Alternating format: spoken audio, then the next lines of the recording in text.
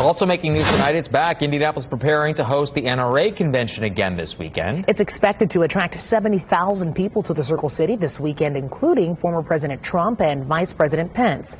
News 8's Adam Pinsker joins us live in the studio. So, Adam, how is IMPD preparing for this event? That's a lot of people. It is a lot of people, and they've been working on this now for several weeks because we have hosted it before. The Indianapolis Metro Police Department met with federal officials earlier this week to talk about security ahead of former President Trump's visit to the convention, which is scheduled for Friday afternoon. Meantime, you can expect to see a heavier than normal police presence around downtown.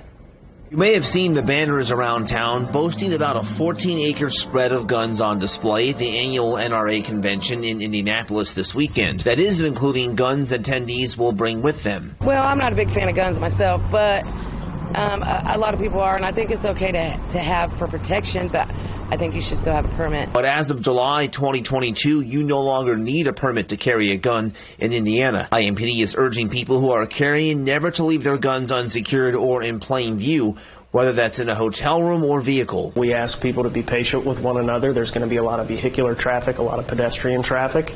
I think we have a very responsible operations plan in place to allow for those events to take place without any road closures or interruptions to the flow of traffic like that. IMPD designated Hudnut Commons as a place for people to protest safely. Police will be busy, whether it's helping federal authorities protect dignitaries like former President Trump or making sure visitors are enjoying their stay in Indianapolis. Parking garages, surface parking lots in and around the convention center, Georgia Street, restaurants, entertainment venues. Deputy Chief of Operations Joshua Barker says the city successfully hosted this event in 2019 and 2014, and he feels confident in its plan to keep everyone safe.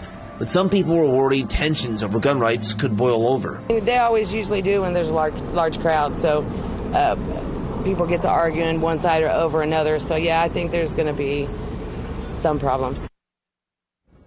And following the convention, IMPD says it will review its security plan to see if there's any changes it can make in how they approach this event in the future.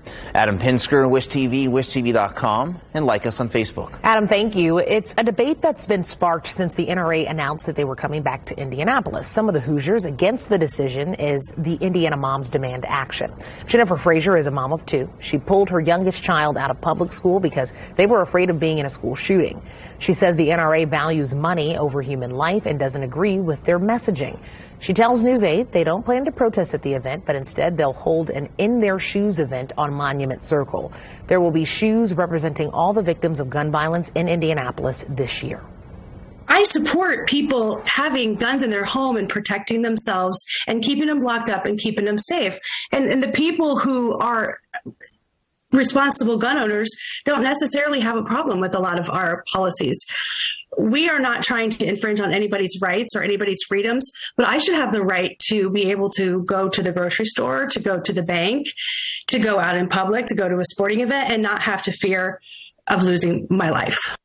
With the recent mass shooting at a bank in Louisville, Frazier says it's bad timing for the NRA to be coming.